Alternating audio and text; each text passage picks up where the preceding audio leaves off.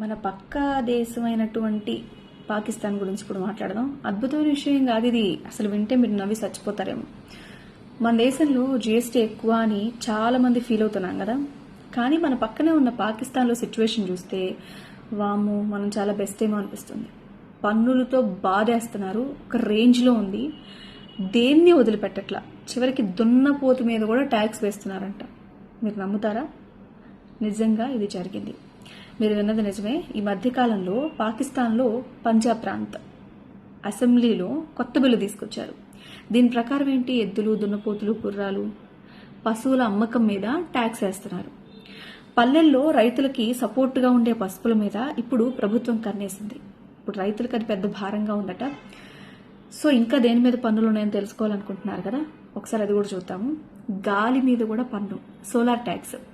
సూర్యరశ్మిని ఉపయోగించుకుని solar panels పెట్టుకుంటే దాని మీద కూడా పన్ను వేయాలని ప్లాన్ చేశారంట. అంటే మన న్యాచురల్ రిసోర్సెస్లో వాళ్ళు వాడుకోవడంలో వాళ్ళు మనకంటే ముందున్నారంటే పన్నులు వేయడంలో మాత్రం ముందే ఉన్నారు. సిగరెట్ ప్యాకెట్స్ మీద కూడా పన్ను వేశారు. ఎలక్ట్రిసిటీ డ్యూటీ, కరెంటు వాడినా వాడకపోయినా బిల్లులో రకరకాల సర్ఛార్జీలు వేస్తున్నారంట. పెళ్లిళ్ల మీద, ఫంక్షన్ హాల్స్లో పిచ్చగా ట్యాక్స్ వేస్తున్నారంట. ఫైనల్లీ పరిస్థితి ఎంత ఘోరంగా ఉందో తెలుసా? అక్కడ ఇన్ఫ్లేషన్, ద్రవ్యోల్బణం పెరిగిపోయింది. అంటే డైలీ వాడే నిత్యావసర వస్తువులు కూడా ఆకాశాన్ని అందుతాయి. పిండి పప్పు కొనాలంటే కామన్ మ్యాన్ వల్ల కాని సిచ్యువేషన్ ఉంది. ఒక పక్క అప్పులు తీర్చడానికి ప్రభుత్వం ప్రజల మీద ఎంత దారుణంగా పన్నులు వేస్తుంది.